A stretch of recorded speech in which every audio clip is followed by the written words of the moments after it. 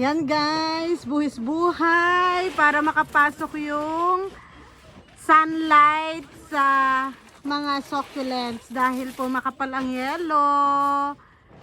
Diba talaga naman ang daddy ko. Oh, love you so much honey, you're so the best talaga.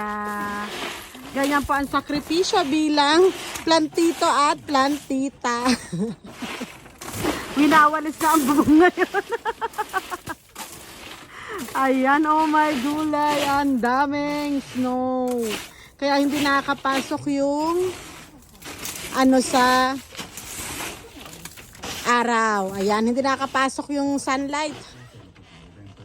Ayan, dahil marami po tayong succulents sa loob, ay kailangan daw pong mabigyan ng sunlight, sabi niya. So, sunod lang tayo guys, sunod lang tayo. Ayan.